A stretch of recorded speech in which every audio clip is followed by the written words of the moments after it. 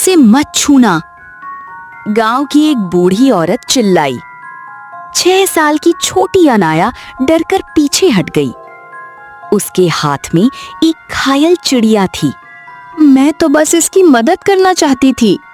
तुम्हारे हाथ लगते ही सब मर जाते हैं। अनाया की आंखों में आंसू आ गए। पूरा गांव उसे अशुभ मानता था। क्यों? क्योंकि जिस दिन उसका जन्म हुआ था उसी दिन गांव पर भयानक तूफान आया था। उसके जन्म के बाद फसलें सूख गईं, पशु मरने लगे। जो भी व्यक्ति लंबे समय तक उसकी आंखों में दिखता उसे अजीब सपने आने लगते थे। गांव से दूर कालीवन नाम का एक घना जंगल था। कहते थे कि वहां 100 साल से एक साधु तपस्या कर रहा था। किसी ने उसका चेहरा नहीं देखा था, ना ही उसका नाम जानते थे। लोग उसे सिर्फ वनवासी बाबा कहते थे। एक दिन अनाया की माँ उसे लेकर जंगल पहुंची।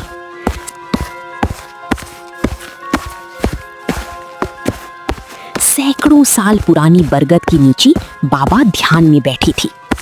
अनाया की माँ रोती हुए बोली, बाबा मेरी बेटी को बचा लीजिए, पूरा गांव इसे अभिशाप मानता है। अचानक बाबा की आंखें खुली।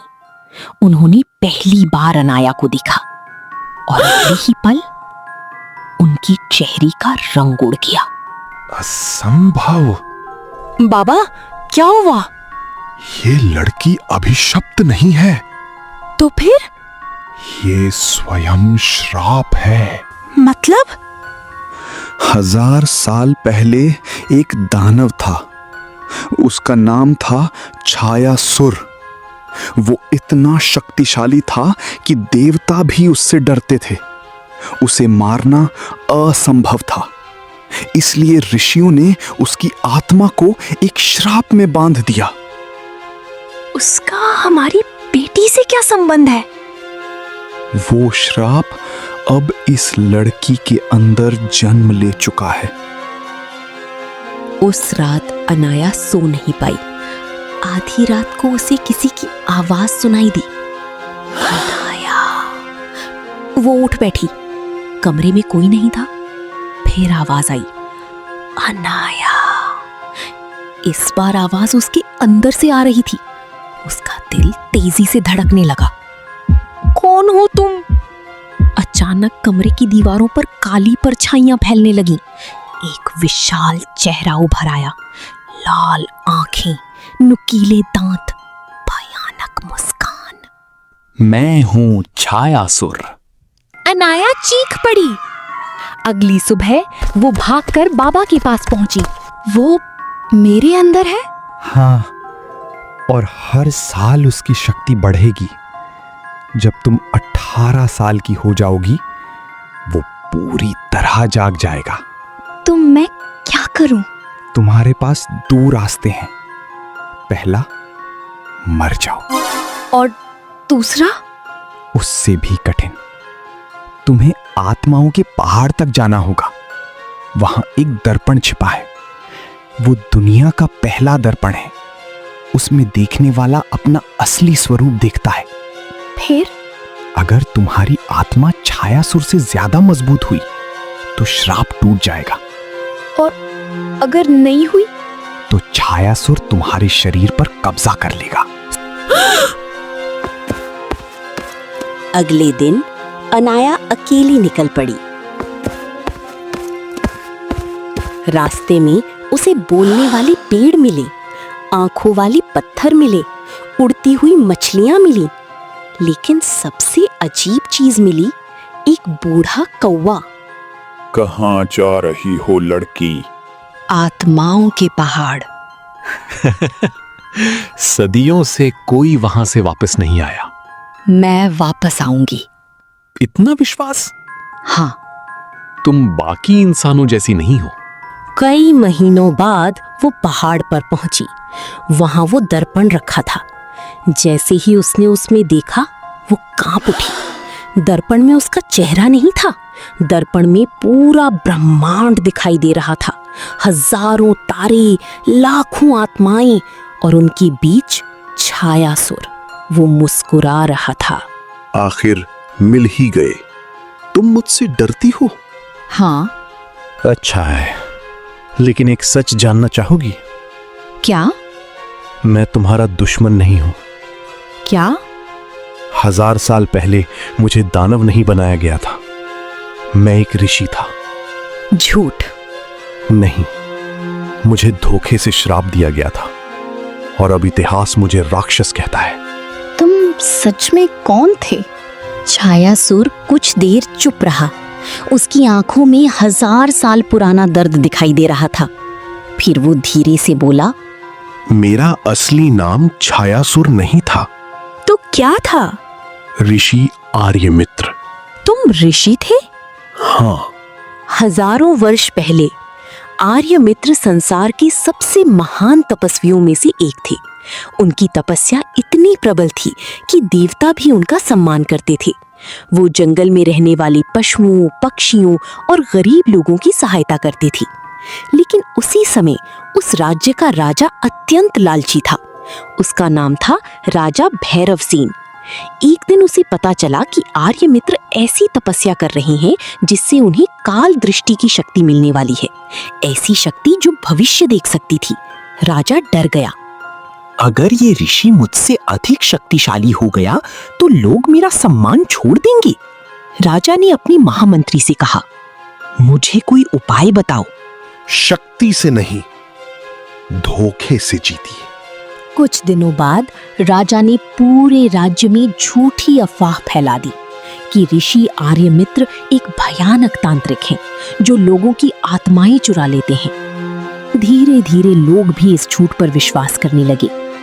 एक रात राजा अपने सैनिकों को लेकर जंगल पहुंचा।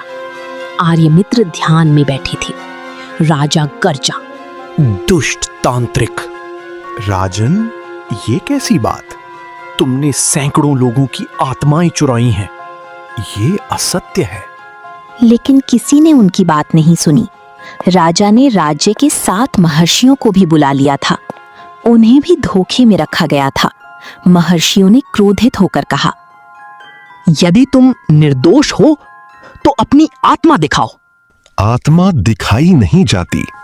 लेकिन महर्षियों ने इसे अपराध समझ लिया। उन्होंने एक शक्तिशाली मंत्र का प्रयोग किया। आकाश काला हो गया, बिजलियां चमकने लगीं, धरती कांप उठी। महर्षियों ने कहा, आज से तुम्हारा नाम मिट जाएगा। दुनिया तुम्हें दानव के रूप में जानेगी और तुम्हारी आत्मा 1000 वर्षों तक अंधकार में भटकेगी। मैं निर्दोष हूं। लेकिन तब तक देर हो चुकी थी। श्राप पूरा हो चुका था। उनकी आत्मा अंधकार में कैद हो गई और उसी दिन उनका नया नाम पड़ा छायासुर। दर्पण में ये सब देखकर अनाया की आंखों से आंसू बहने लगे। तुम निर्दोष थे। छायासुर हंसा। वो हंसी दुख से भरी हुई थी। अब इससे क्या फर्क पड़ता है? दुनिया मुझे राक्षसी मानती है। फर्क पड़ता है। सच हमेशा फर्क डालता है। अचानक दर्पण चमकने लगा। एक दिव्य आवाज गूंजी, जो व्यक्ति दूसरों के भीतर छिपे सत्य को देख लेता है वही प्रकाश का पात्र बनता है। तभी अचानक धरती फट गई। दर्पण के भीतर से काली धुएं का विशाल सागर निकलने लगा। छायासुर चौंक गया। नहीं, क्या हुआ? मेरे श्राप ने 1000 वर्षों में अपना अलग अस्तित्व बना लिया है। धुएं के भीतर से एक भयानक राक्षस प्रकट हुआ। काली आंखें, बड़े हाथ, पहाड़ जैसा शरीर। मैं हूं काल छाया। उसकी आवाज से पूरा पहाड़ कांप उठा। जब लोग 1000 साल तक किसी निर्दोष को राक्षस कहते हैं तो वो झूठ भी एक राक्षस बन जाता है। अनाया समझ गई, ये छायासुर नहीं था, ये लोगों के भय और झूठ से पैदा हुआ दानव था। काल छाया गर्जा, मैं इस संसार को निगल जाऊंगा। उसने आकाश की ओर हाथ उठाया। हजारों काली परछाइयां निकलने लगी। पूरा संसार अंधकार से भरने लगा। अनाया ने छायासुर की ओर देखा। इसे कैसे रोका जाए? मुझे नहीं पता। 1000 साल तक मैं भी इससे डरता रहा हूं। तभी अनाया को वनवासी बाबा की एक बात याद आई। सबसे बड़ा अंधकार शक्ति से नहीं, सत्य से हारता है। मुझे रास्ता मिल गया। वह काल छाया के सामने खड़ी हो गई। राक्षस हंस पड़ा। एक लड़की मुझे रोकेगी? तुम झूठ से पैदा हुए हो और झूठ सत्य के सामने टिक नहीं सकता। उसने दर्पण को दोनों हाथों से पकड़ लिया।